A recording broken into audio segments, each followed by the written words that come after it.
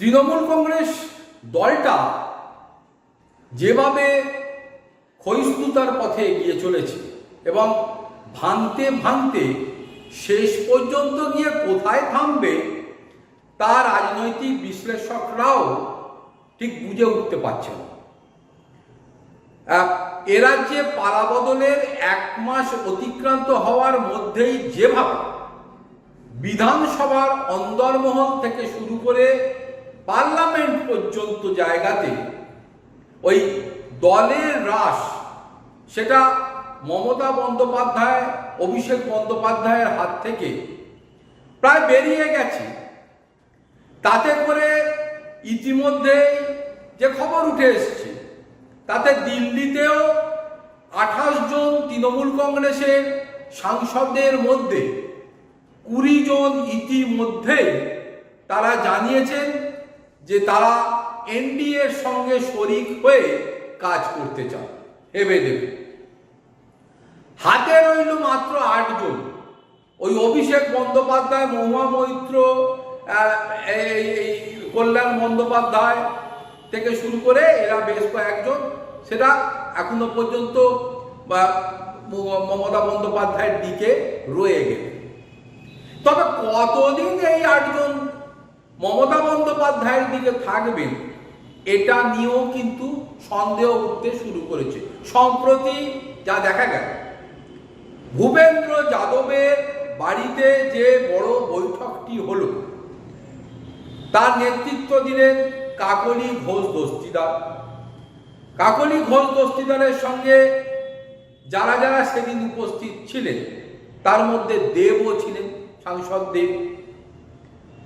এবং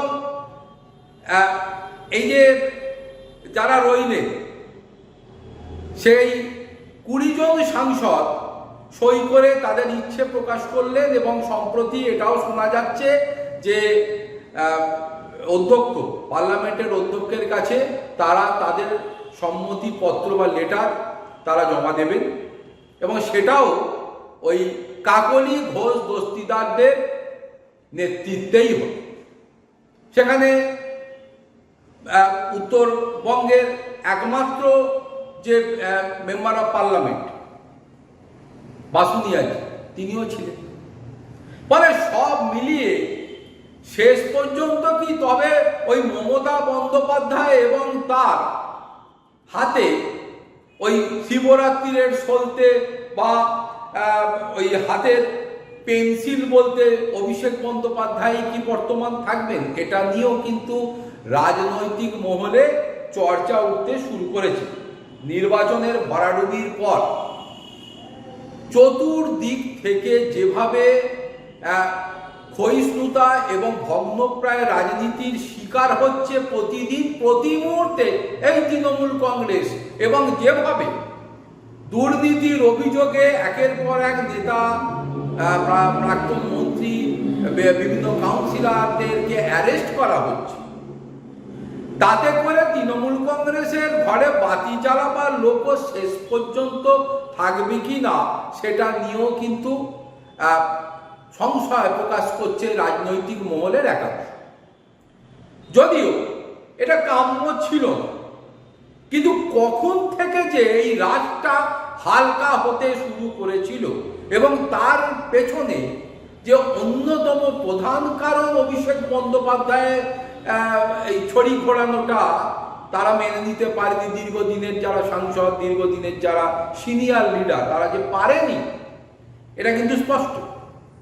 এবং সময় যত গড়াচ্ছে সেই বিদ্রোহীদের তালিকা যত ক্রমশ বৃদ্ধি পাচ্ছে, তাতে করে কিন্তু তাদের প্রত্যেকের ওই কথাবার্তার মধ্যে দিয়ে ওই কেন্দ্রবিন্দুতে, মানে তাদের ক্ষোভের কেন্দ্রবিন্দুতে ওই একটা নামই বারে বারে উঠে আসে। ফলে এখনো ওই নেত্রী তিনি তার সিদ্ধান্তেই অনড়, কারণ তিনি তার পরবর্তী ব্যাটন বা এই মানে দলের হ্রাস সেটা অন্য কারুর হাতে তিনি ছাড়বেন না। তাকে বাধ্যতামূলকভাবেই অভিষেক বন্দ্যোপাধ্যায়ের হাতেই ওই ব্যাটনটা তুলে দিতে হবে, যার জন্যে যদি দলটা উঠে যায় তাতেও তার অসুবিধা। ফলে ভূপেন্দ্র যাদবের বাড়ি থেকে এই যে বৈঠক, সেই বৈঠকে 20 জন সাংসদ উপস্থিত হয়েছিল বলে সূত্রে খবর উঠে এসেছে। এরপরে রাজ্যের বর্তমান মুখ্যমন্ত্রী শুভেন্দু অধিকারী তিনিও দিল্লি পৌঁছান, তার সঙ্গেও কথাবার্তা হয় এবং এরপরে বিদ্রোহীরা তাদের সঙ্গে শতাব্দী রায়, তিনি তো শুধু অভিনেত্রী নন, তিনি আবার দীর্ঘদিনের সাংসদও বটে, তাই তার বাড়িতেও চা চক্র এইসব নাকি হয়েছে। ফলে শেষ পর্যন্ত মহুয়া মৈত্র তিনি কিন্তু এবার বিপ্লবীর ভূমিকায় অবতীর্ণ হয়েছেন এবং দলনেত্রীর পক্ষে থেকে তিনি সরব হয়েছেন। তিনি বলেছেন যে যারা ওই সই করে এনডিএর দিকে শরিক হতে চাইছেন, বসতে চাইছেন, তারা যেতেই পারেন, কিন্তু তারা যাওয়ার আগে সাংসদ পদে ইস্তফা দিয়ে তারপর যান। তার কারণ তারা ধান্দাবাজ, তারা দলের সঙ্গে গাদ্দারি করেছেন, এইসব নানান কথাবার্তা উপদেশ এইসব তিনি দিচ্ছেন। ফলে তিনি এখন বিষয়টা হচ্ছে মহুয়া মৈত্র এইসব কথাগুলো বলছেন বটে, কিন্তু শেষ পর্যন্ত তিনিও দিদির হাত ধরে কতদিন থাকবেন বা আদৌ থাকবেন কিনা এটা তিনি কিন্তু স্পষ্ট করেন। মানে তিনিও যে কখনোই পাল্টি খেয়ে 20 থেকে ওই 21-এর দলে নাম লেখাতে পারেন এটাও স্পষ্ট।